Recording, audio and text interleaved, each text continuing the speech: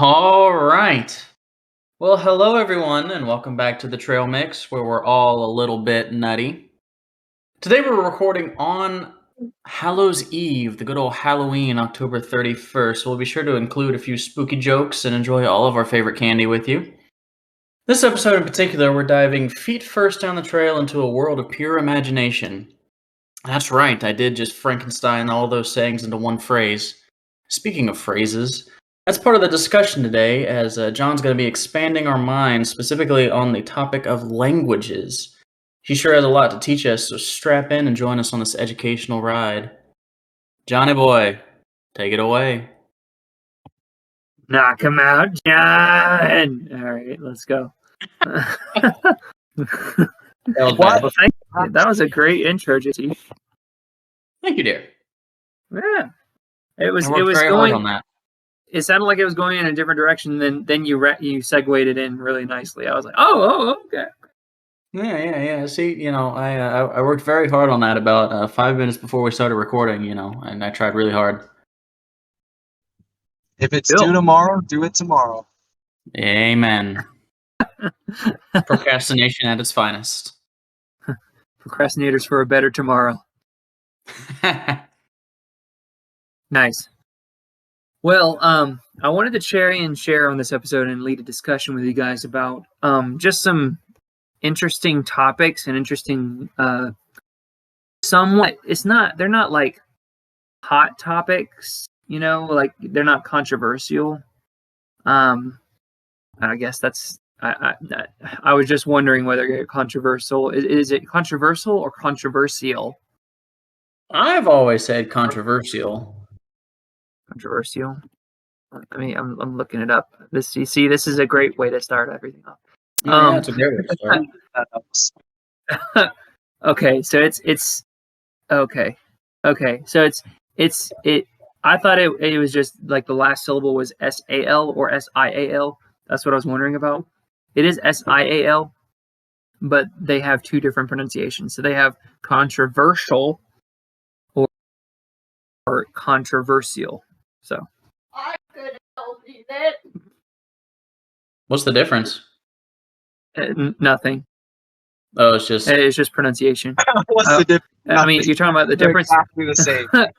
He was saying the exact same thing. He was saying mulk and mulk. Yeah, that's it. all right. Oh goodness. So yeah, one's with an SH sound and one's where you pronounce the I as a separate phoneme. Yeah. So shoal rather than seal. Right? Controversial.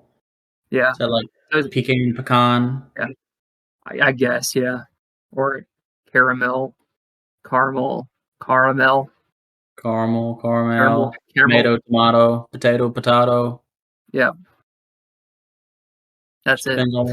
Depends on where That's you're from. Yeah, exactly. But yeah, I wanted to try and dig into some, topics that are, they've been talked about a lot in the field of language and linguistics and stuff like that. They have to do with, I think the two big ones that I'm want to dive into today is one that has to do with language preservation, and the other one has to do with language policy, right? Ooh, so, okay. yeah. So I want to go into language preservation first. So, right. Do y'all know what a heritage language is? And if you have an idea, you can throw out what you think it is. I mean, I can hazard a guess as it being something to do with a language that's not super commonly spoken anymore. That's kind of passed down. Maybe like certain dialects of a language. Mm-hmm. That'd be my based guess. off of another language? It's not really like a version of a language. It's more of like it's a type of language.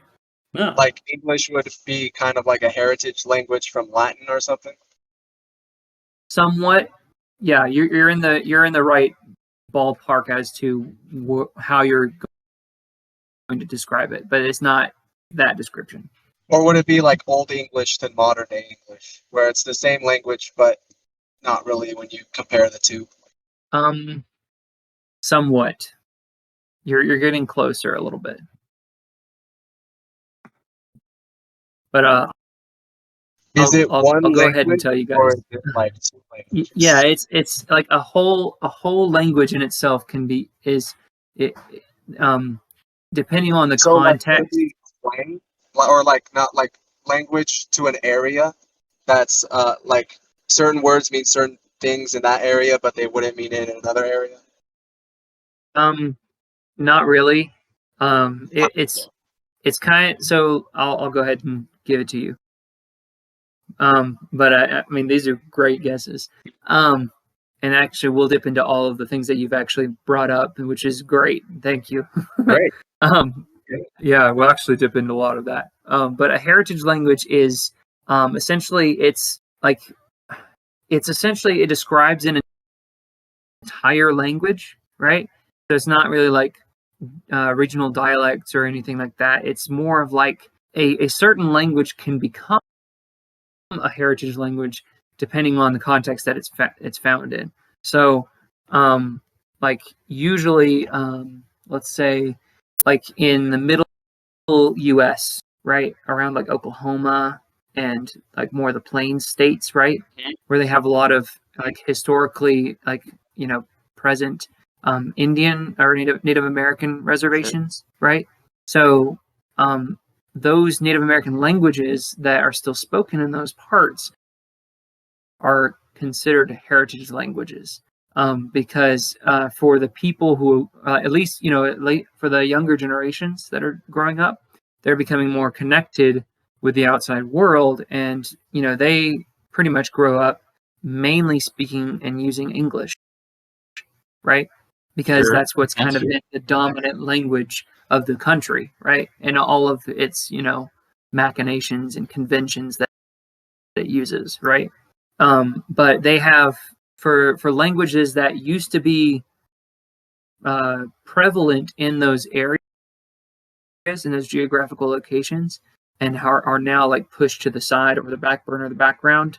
They have programs set up to teach those younger generations of that people group to at least learn the language of their people, the language of their culture, their ethnicity, right? So to keep it up, right? Because they want to try and keep the language, alive. Right. Yeah, that's pretty cool.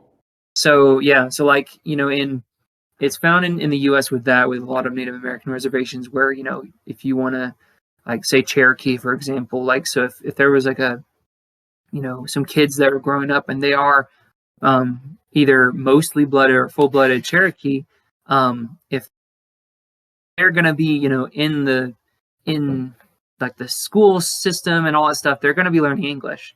They're not getting any input of Cherokee, the actual Cherokee language.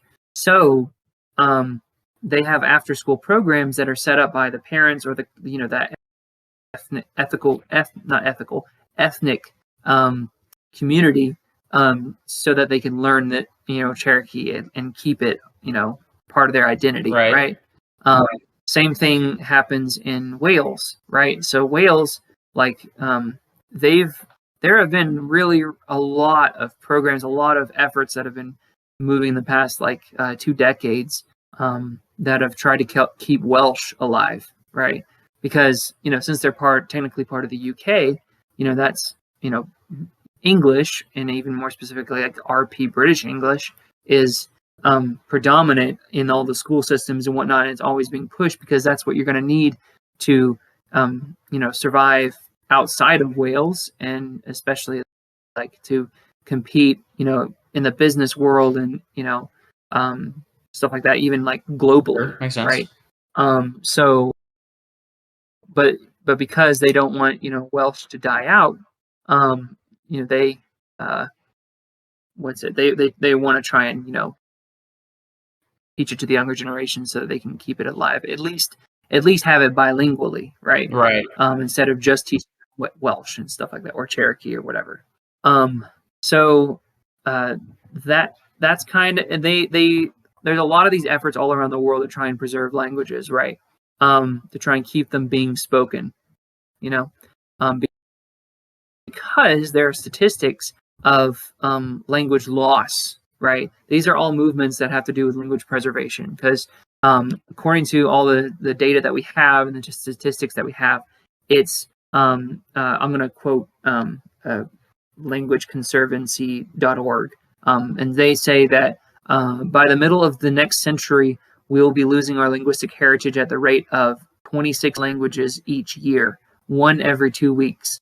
Wow. If we do not tackle the problem of language loss, more than half of all languages will become extinct in the next 100 years. Wow.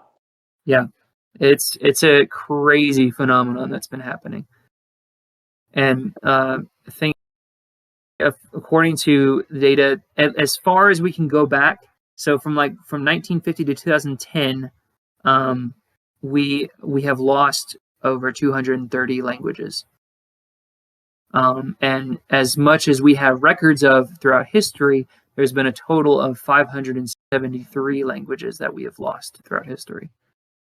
You think And that's so- just due to the modernization, what's the word? The globalization, the interconnected, this whole I don't want to say one world movement, but for lack of better terms, like with the internet, with the more people interacting with each other, and trying to be this And community. Yeah. But also, I would think it would have to do with, like, since America and Europe are the ones that have the most media, like, almost all movies that come out are from America and from Europe, or at least that's how it has been. I mean, it's getting more up there now for other countries, but they were the ones who did the movies and everything. And then they were the ones who started, like, all the social media sites, and then all the other places copied them. So most of the trend setting is coming from English speaking places. And so I would think that that's kind of, like you said, related to how everybody is being interconnected now across the globe, like kind of like the opposite of evolution, like where evolution or micro evolution, I guess, is where, like, you separate a bunch of animals that are the same and you put them in different environments. The generations that come after them will adapt to those environments and become different, so that when you take them all back and compare them, they're different. Like, that's the same thing that would happen with languages, I would think. But now, since language is able to communicate over distances, the environment doesn't matter anymore. So now all of the other variations are probably not like, since nobody speaks them, or not as many people know them in the places where all the media, like the source of the media, is coming from, and also in the communication wise, like, everybody's being pushed to learn English. I would think that almost everybody in the world is either trying to get to America or to a Western country, just because of, like, job opportunities. I mean, not everybody, of course, but a lot of people are, and so they're being pushed to learn these languages so that they can go to those countries and make a life for themselves there. So I would think, I mean, I don't know, I'm not a linguist, but that's just what I would think. Oh yeah, definitely. That's what I was, planning on handing over to you guys, of, like, why do you think that is? And that's actually a very big reason. Because kind of the subset of linguistics that we're dealing with right here is sociolinguistics, right? So, like, it's the crossover, or that middle field between linguistics and sociology, of where we see the culture of language and how it's expressed, right? So how do these big groups of people act linguistically? And JT, you were saying, like, like globalization is as a big thing, right? Right. Yeah. So that like both of y'all's answer kind of put towards this. So, like, there's a facet of a language that people look at, and it's called prestige. So it's whether a language has prestige or not in the area that it's found or spoken. And prestige is essentially just cultural, overall cultural power or influence that the language has, right? And so, like what you are talking about, pretty much both of it, like due to the globalization of everything and the interconnectedness that we've had because of the advancements of technology, as well as the fact that over history, most of history, the UK / America have been pretty much superpowers, and they've had the prestige / the weight that they wield, that they throw around. They've had that for a long time, and thus, Sure. that's why their language has become so seemingly important, right? And so it has to do with a lot of that aspect of language called prestige that we talk about. An example that I want to give is Germany, right? So do y'all know that there are different dialects of German? I mean, I didn't know that, but it doesn't surprise me. Yeah, it at least makes sense that there would be. Yeah. Definitely. How like y'all give your guesses? How many dialects of German do you think that there are? If I had to guess, Mm-hmm. just offhand, Yeah. 5. Probably not a Okay. whole lot. Okay. 40. Jackie, you say 40, and then JT, you say 5. Yeah, there can't be that many. Okay. I feel like you're about to blow my mind and say there's like 300 or something. Well, there. Oh, So is it modern German or is this German throughout all of history? this is like if you were to take a dialectal cross section of the country of Germany right now, that this is the number that we're going to get. So if now there's always kind of a continuum that it's seen as in regards to dialects versus language, right? Because there are some languages that people like consider languages, and they're kind of a mix between two other languages, right? Okay. So you can say that it's a language on its own, or you can say that it's a dialect of either. That's always been kind of a flip-floppity issue amongst linguists. It almost But kind if of we like were to go with, say what? I was gonna say, is that almost kind of like the Spanglish? Yeah, kind of like that. Kind of like so it's like kind of a Um, mix, but it's not really either. yeah, exactly. So the same thing of like how pretty much English is pretty much that kind of thing. There was a point in history where it became its own thing, but it's so unique in the fact that it's taken influences from so many languages because it's been exposed to so many other cultures that have integrated it within it or ruled over it or stuff like that. Right. So it's a murky thing, using the term dialect or language or whatever.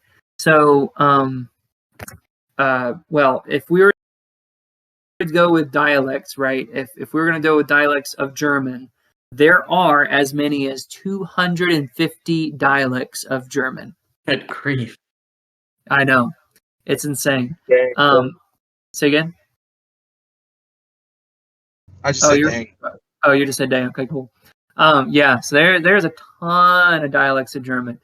And the thing is that culturally,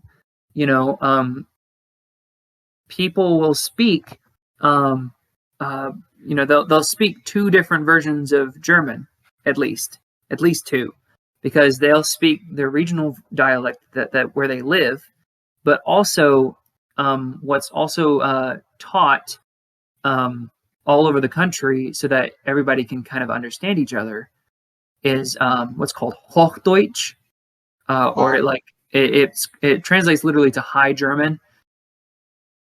it's pretty much that's like what's considered standard German.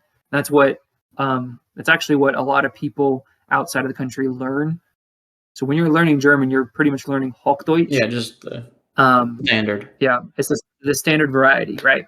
And so, but there's a bit of politics that have gone into this a lot with this issue. So people are trying to push for Hochdeutsch to not be taught as much.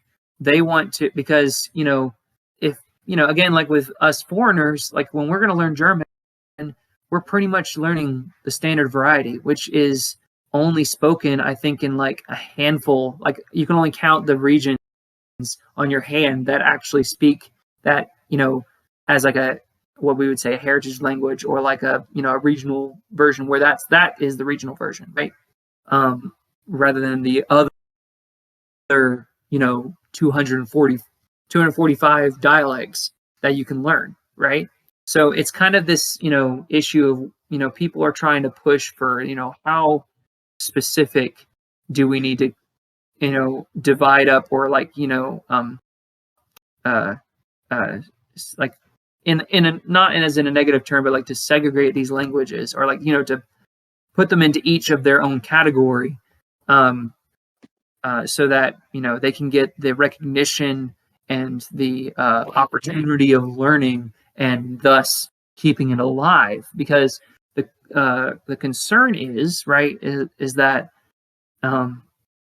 if more and more people are learning Deutsch rather than like let's say like Austrian German, which is Überreichsterisch, like if not many people are learning Überreichsterisch rather than Hochdeutsch, then that will eventually die out. Especially even people who are living in those, gray areas of Austria and German, right? Or Germany, if they're going to just end up learning Hochdeutsch because they're just like, well, like this is what I need to learn, if I'm going to go out, to different parts of the country, then Oberreichsterisch will be extinct soon, right?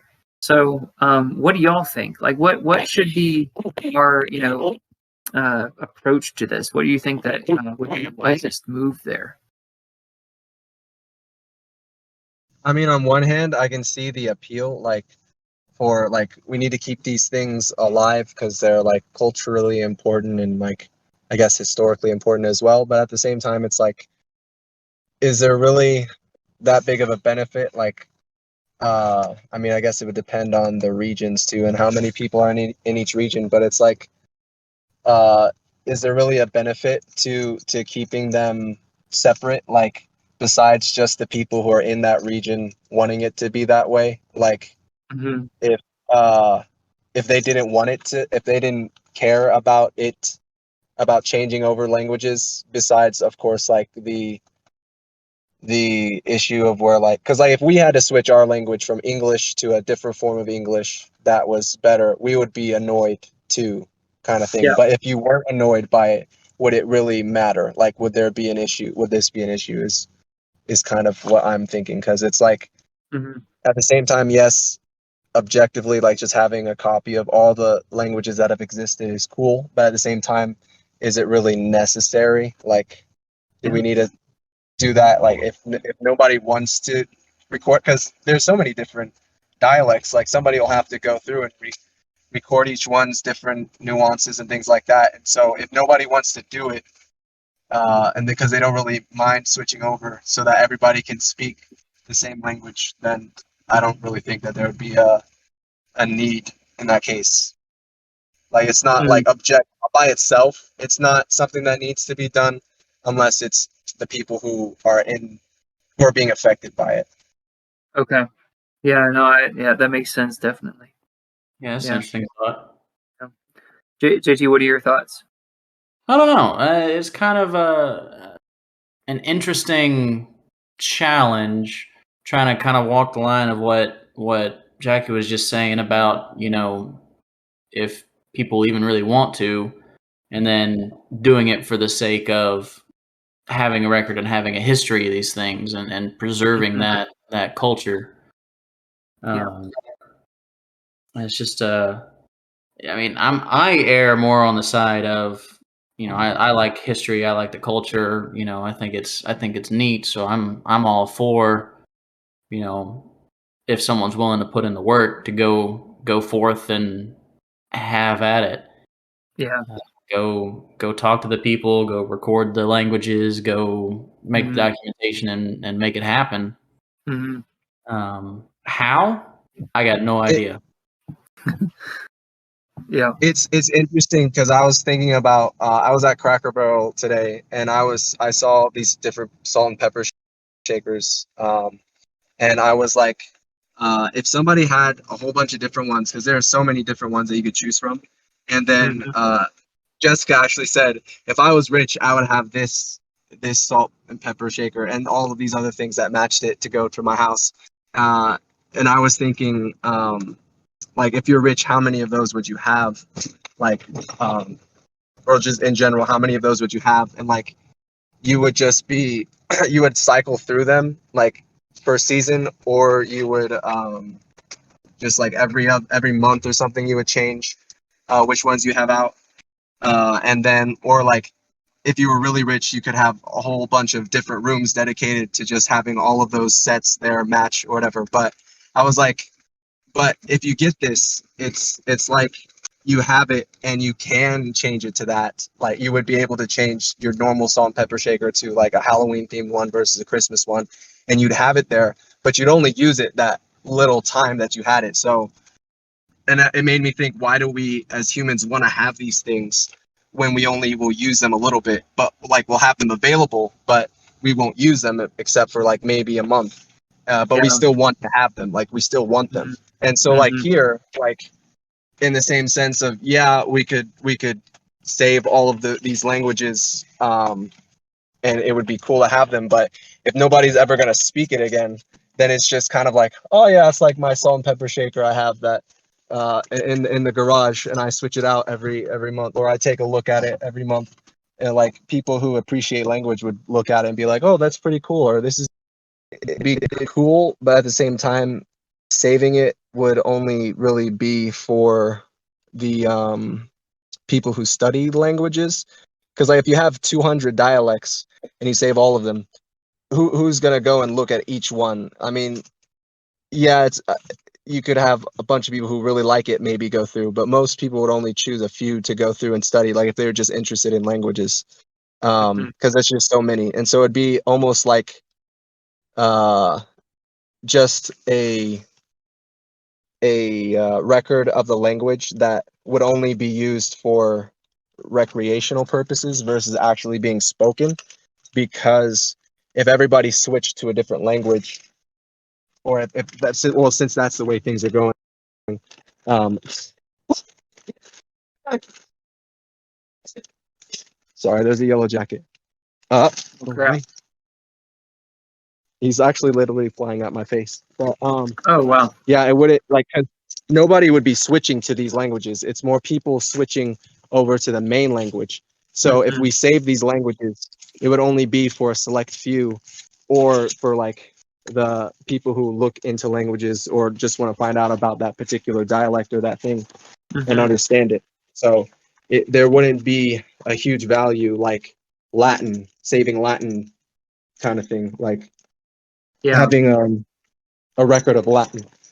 Because Mhm. like Latin transferred to today, but all these other dialects, they're not going anywhere. So they're not really going to be a big benefit to society as a whole. It would more just be those particular regions, which is why I think it would be up to them. Even though, Yeah. like, because there's that human thing where it's like, oh, but we'll have it. And, or we don't want to lose it. It was here, but we don't want to lose it. But it's like, do we really, really need to have all of these kind of things if Yeah. nobody puts any Definitely. value on it? Oh, I'm sorry. That's fair. Yeah. Yeah, that's a Yeah. fair point. I mean, it's a very pragmatic and pragmatist view of language change and language evolution and stuff like that. And I definitely see the merit in all of that. Yeah, and it does make sense. And that kind of what you were talking about, that's where it reminds me of the quote from Age of Ultron, where Vision says, "Well, a thing isn't beautiful because it lasts." And I think that's really meaningful here. Is like that. Yeah, That's what you're definitely. getting at. Is that we like to have things even though we don't use it for a long time, but it's it's the meaning that we put into it rather than Mhm. its inherent Yeah. value. Yeah, true. Which in the end, really, if you think about it, it's the value is almost as much. It's only as much as you put into it. Yeah. So yeah, but definitely that's what a lot of people are saying. I and see like this whole language preservation thing is at least in this way, right, of what I've been talking about, of like trying to keep the speakers of it alive and growing. That's one school of thought. So that's one side of this coin, right? The other side is, honestly, I haven't heard a lot of people from the research that I've read. A lot of people haven't been talking about this, but I feel like I'm kind of erring on your side, Jackie, of that it is meaningful, and so I feel like we need to soak up and appreciate and enjoy it while it lasts, because I feel like this language change and language loss is it's just a natural part of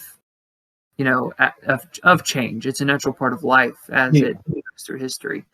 Like, I mean, just think about all the changes that English has gone through, right?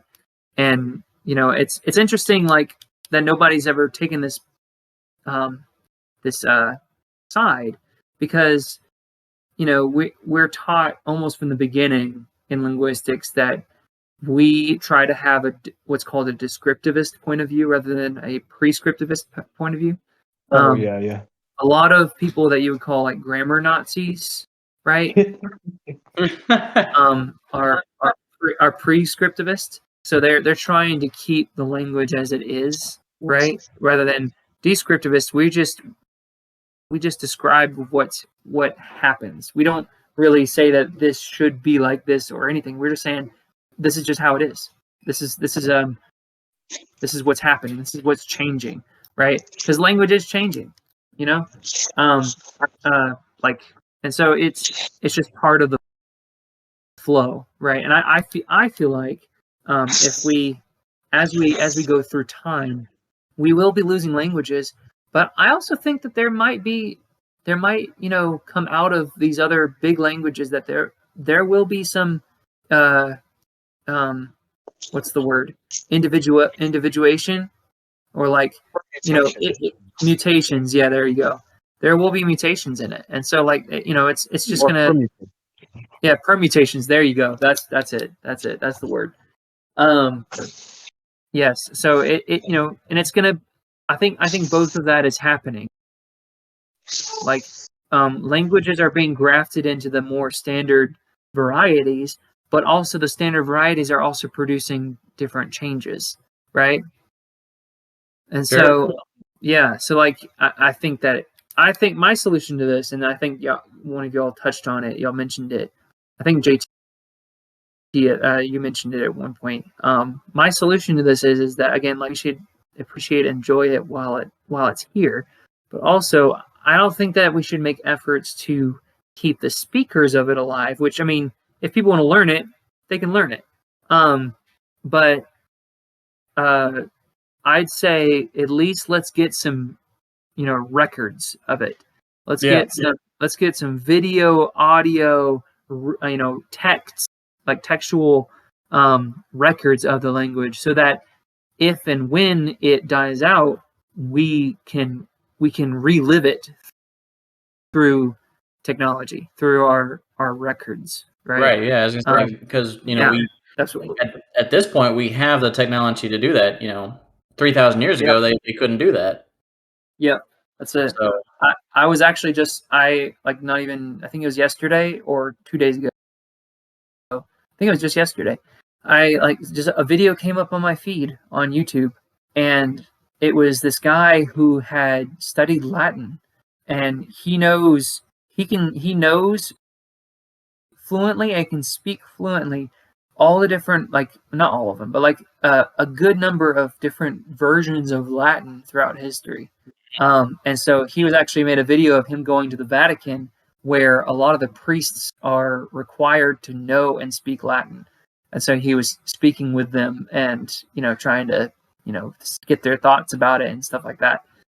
So I thought that was just crazy. I mean, the only reason he could do that is because of the records that Rome made during its reign and during its, presence on Earth for, the centuries that it was around. And it makes me think about, even just the things records, right? So like, I'm talking about like phonograph discs. So like a record player records. Right. You just kind of think about, like, right now, like what I have up, kind of, I'm in the middle of playing each side of the record, but I have an Olivia Newton-John album, right? And that was printed, and like it was imprinted with the sound stuff on the disc in like the 80s, right? Sure. And that was done from a recording, right, of Olivia Newton-John singing those songs, right? So, but then every time that I put that record on, I'm reliving a part of history. That's why I love records so much, especially older ones, because they're captured moments of history. And then it's the same with every single other innovation of technology in that respect of, like, now then we had recording devices, we had Walkmans, we had cassette players, we had boom boxes, we had like CDs, then we had VHS tapes, we had cameras and all that stuff. They're all ways of preserving history, rather than keeping it alive in real life. And those have so much value, even when, for those people. I'm not trying to tear down people who are like reenactionists and stuff like that, or reenactors and stuff like that. Those are awesome. Yeah. And it's always good to do that, but I don't think it should be pushed for at a very high level. Things can be appreciated through different means. So I feel like as languages are going out, we need to at least go out and get some records of them, and do that. So that's kind of my solution to it. I also wanted to give a few more examples, if y'all permit me. Yeah. So like when you were talking about standard languages, right? So have I told y'all about how Arabic works in the world? Not to my knowledge. Okay. So Arabic is interesting. I don't think Arabic, you have what's called al-Fusha, right? So it's the standard Arabic, which is recognized throughout the Arabic-speaking world, right? And it's also called the King's Arabic. But the thing is that rarely anybody speaks it. Well, okay, a lot of Arabic speakers know it and they can speak it, but if they're gonna speak with a friend or speak, in their everyday life, they're not going to use the standard Arabic. It's only used either as a lingua franca or as some kind of communication with tourists who are learning Arabic. Because when tourists, again, it's the same thing as Hochdeutsch. Like most of the stuff when you're going to be learning Arabic, you're going to be learning the standard Arabic. Because makes sense. From a pragmatic perspective, that's what's going to help you out anywhere in the Arabic speaking world. You're just going to because of that. But in the streets, in the actual countries, almost every single Arabic speaking country has their own dialect, and they're very different. They're even different from the standard Arabic, the King's Arabic. The King's Arabic you will only find in those certain situations that I described, and also in print, Interesting. right? Because usually the differences are either in the vowels that aren't actually written in the language, that you don't see in the orthography, the calligraphy of Arabic, or or it has versions where it's like just the word is different, so it's either spelled different or it's a completely different form that you see. But it's almost on a continuum, right? So you find these continuums all over the world, and it's just a product of geographic location. So an Arabic speaker in Morocco, right, will actually pretty much understand someone from Algeria or Tunisia or Libya, right? But if they were going to speak with someone from Lebanon, or or like some other like if you were speaking Arabic dialect in like Iraq or Iran, they would not be able to understand each other. So you see it changes so slightly as you go eastward, Right. to where if you were to just skip every step in between and just jump from one end to the other, they will sound completely different, and rather than going every step of the way. So the same thing with like a lot of languages in a similar family, a similar language family in not England, Europe. So like if you're going from French through German and Swiss and Austrian and stuff like that. So if you were to go that way, you can see a continuum as well. So like even with the dialects, so if you were to go from Brittany, France to let's say Vienna, Austria, those two extremes wouldn't be able to understand each other, but you do have understanding between every step going in that direction. That's interesting. It is really interesting, and you can even hear it, even though it's in the same language in the UK, right? Everybody speaks English, right? I mean, you do have like the kind of heritage languages, so like the older, more rooted languages like Celtic or Gaelic or Welsh or something like that. Sure. You do have those roots that go deep, but if you just listen to the English, right? If you just listen to the accents, you can see that kind of gradient that exists there, and then that kind of gradual shift as you move to different places in the UK. So like let's say if you compare the two, let's say the two extremes, so like regular RP British English, right, and Irish, an Irish accent, right? So the two big, or not the two, but the one big difference between those two are what we call the roticity. So like whether the R is pronounced like a or not. Okay. So regular RP British is non-rhotic. So when they talk, their R's are not pronounced, right? So when you hear that, when you pronounce the word here, right, HEAR, here, they don't pronounce the R the way that we would do, right? Here. But if here. So then, but in Ireland, they do pronounce it. They have roticity like us, like in America. So they would say here, right? So when you're in Ireland, like even in that word, right, Ireland, if you were to say that word over in England, you would say Ireland, right? Instead of Ireland, it'd be Ireland. Huh.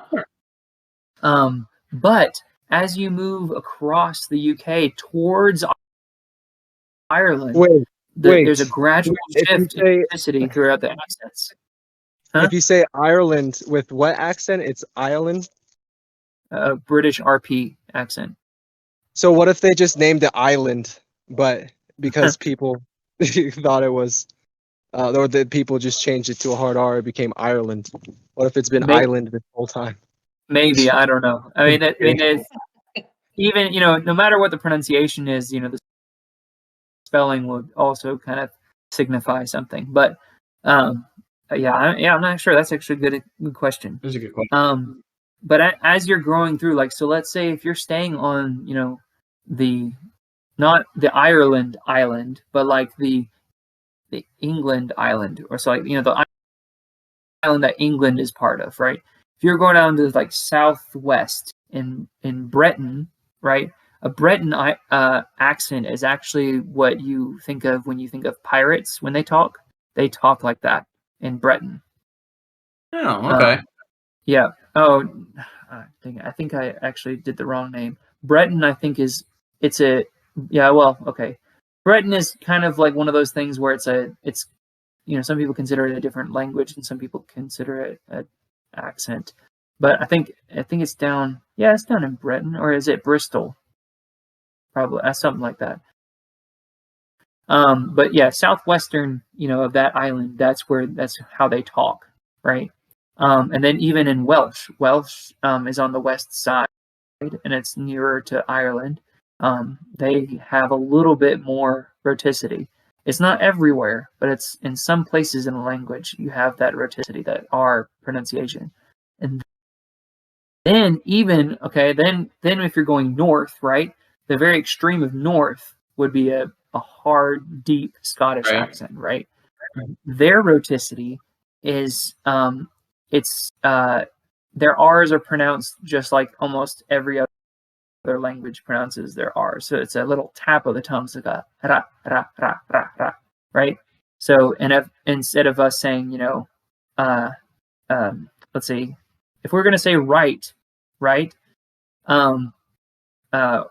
they would say right. You can hear that right. Yeah, just a little bit of a roll. Yeah. So if we were going to say like here, so they here. So they have a little bit of that the tapping R, right? And so, and even there's also examples of the vowels, right? So instead of down, they say down, right? Mm-hmm. So down in England, right? They would talk like that. As you're going from, let's say, London, and you're going up to Birmingham, there's a little bit of a change towards that direction. But then if you're going even up more to like Sheffield, and then even more up to Glasgow in Scotland, and then all the way up to Aberdeen, which is way north, like there's that spectrum as you're going through. So there's that gradual change as you go through that. It's really interesting. It's really, really interesting. You find those gradients everywhere. And I think that's the coolest thing. Here's my final example. Sorry, I'm like going off on all this, but this is my nerddom. This is what you love. This is where my heart is. This is my last example. So in India, right? People who grew up in India, they grow up speaking at least 3 languages. Right? Are you gonna use the word "right" again for India? No. Okay, because there's somebody who speaks with an Indian accent on a prank channel I watch, and he says "right." He does it super like exaggerated, but it's like he says it like "right," but it made me think of the Irish R when you said when you were pronouncing it between the two of them. But I was like, wait, is he gonna go into this? What I was thinking about? But no. Okay, I'll you can keep You're going. good. This is more of just like going back to our topic of like regional languages and stuff like that. So like in India, you have the different like provinces, right? Right. In India, every province has their own language, and it's and in this case, like every language that's spoken in each province is considered a different language because some of them are just that different. Oh, that's interesting. So then let's say we have someone living in a certain province and they're also Muslim, right? That person would be speaking 4 languages, right? That person would grow up speaking 4 languages. They'd speak the language of their region, their province, One other province, Hindi, which is the national language. That's like Hochdeutsch is the language that pretty much everybody in India grows up speaking so that they can communicate with other provinces if they don't know that province's language. And then also, since he's Muslim or they're Muslim, they would learn Arabic, because Arabic is also not just a cultural and geographical language or national language of a certain country. It's also a religious language, because everybody who is Islamic, part of the culture, they have to learn at least a little bit of Arabic, because the Quran, it's if you're Muslim, it's very, very wrong to translate the Quran into another language. And there's a few issues with that, because they don't even allow it to be modernized, even if it's still Arabic. So you have people in mosques learning to read the Quran. The Quran is in an ancient Arabic, an ancient version of the language, rather than a modernized version. So even just a newer version of Arabic, they can't. They're not allowed to translate it that way. It's crazy. So, but anyways, yeah, that person growing up in India, that's normal for that country, is that everybody would probably be speaking 3 or more languages. Then you add English into the mix if they're connected, that way. That's another one. So I actually work with a guy at Kroger right now, and he's Indian, and he said he grew up speaking, his province, another province, Hindi, and then he learned English. He went to university in Sweden, so he knows Swedish, and then while he's been here in the States, he's been learning Spanish to try and communicate with Hispanic people. It's insane, bro. It sounds like you if you were born in India. Yeah, pretty much. What language are you on now? The 20th one? Which number is it? I don't know, honestly. I mean, you're proving my point. Bad. I've lost track. Proving my point. If I was to count it, let's see. I'm counting English, so let's. English counts. It's a language. A lot. I think it's like 10 or 11. I think I'm on now. Yeah. Okay. Yeah. A little show off. Okay, but I'm not again. The last 7 or so, I only know very, very basic, or even less than that. So yeah, it's yeah. Well, my main focus are my top 3. So that's the ones that I'm actually decent in. But yeah. So what do y'all think about the state of America, though? Because America is one of those few countries where bilingualism isn't really that encouraged.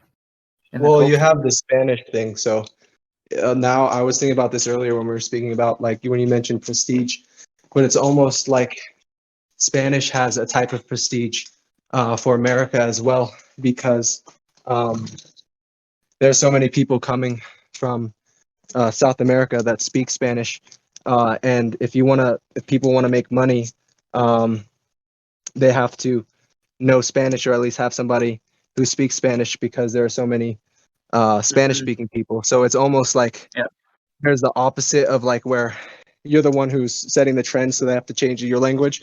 But if you have a huge influx of people from one place that speak the same language, they're also going to have their own prestige. So it's almost bringing it towards the middle in that case, since there's so many of them. And so with Spanish, maybe not so much on this side of the country, but there is a lot. I know there's a huge push or need to have Spanish-speaking people in different jobs, just because there's so many, especially in Texas and California and stuff like that. Yeah, definitely. Yeah, and I was actually thinking about that. I think that bilingualism should be pushed more. I can look back on my own life, thinking, how little I paid attention in my high school French classes, and wishing I'd paid more attention, or maybe even started earlier, and just how beneficial that would be with the kind of what we were talking about, the interconnectivity of the world and the globalism and the there's one big community and all that kind of stuff. Just because you know it'd be beneficial to be able to communicate with other people in their own native dialects and their own languages. Yeah, definitely. Yeah, and I wanted to try and I guess clarify something as well. So Jackie, what you're talking about, yeah, it's very true with Spanish in its case here in America. I would say that English still has prestige over Spanish right now because that's what's Oh, the yeah. preferred language here in this culture. But as a preferred second language, definitely Spanish has prestige over in any other language right now. Because Oh, yeah. I'm And I sure, mean, I don't know exactly how you use the word prestige in this case, because if it's like a trump, like a language is a Yeah. trump and then it has prestige, but it's like it has its own prestige, Yep. like that is going the opposite direction of like the majority to the minority. But this is like a big minority in section that Mhm. that influences a lot of stuff. And it's like, I mean, if people weren't like, if we couldn't have Spanish speaking people pay for anything, like if they had to do it some other way, then there wouldn't be, like, if we couldn't like if businesses only were allowed to handle things in English or whatever, then there wouldn't be Spanish probably wouldn't have that much of a prestige. But since there are so many people that come over, businesses are almost motivated to have people who speak Spanish or understand Spanish on their team so that they can make more money by servicing more people, in this case with the Spanish. And since like with Russian, that wouldn't necessarily apply to America because you don't have that many Russian people. But since you have so many Spanish people and they all speak the same language, you can reach a larger population for business wise. And so it's almost like the motivation for the English having the prestige, like, is so that people can live here and make a living and communicate with people here.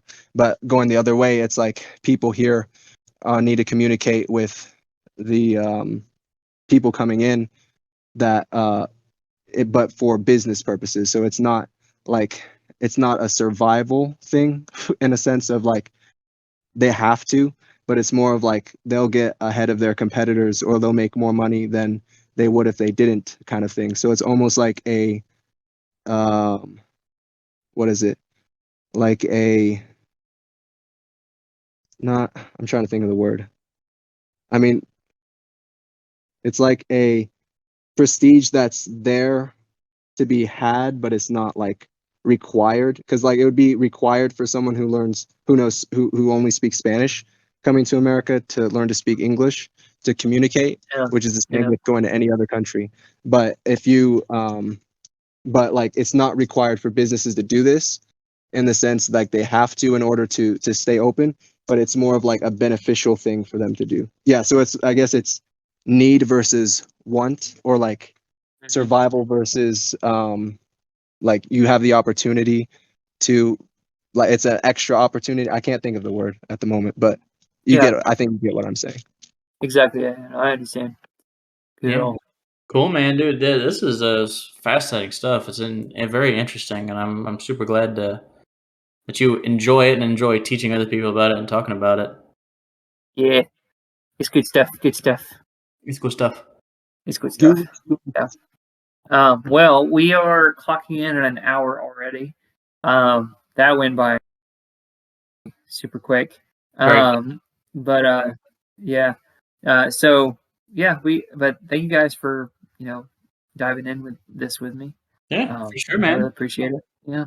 But again, like if y'all have any questions, whoever's listening, please leave us a comment, or even if I got some things wrong, please let me know in the comments as well. I'm always up for correction and further learning. But yeah, and let us know your thoughts as well, just generally, like, what are your favorite languages? What are some languages that you think are interesting or that can be relevant examples to what we talked about? And again, just let us know anything else that you would like us to talk about. We'll read those and discuss those in the list. Jackie, I believe that you have a humorous phrase for us. Humorous anecdote. Mm-hmm. All right, so I'll just go for it. My next door neighbor knocked on my door wearing just a see-through negligee, asked to borrow a cup of sugar, and then winked at me and asked to come in for a cup of coffee. I said, "Get out of here, Dave."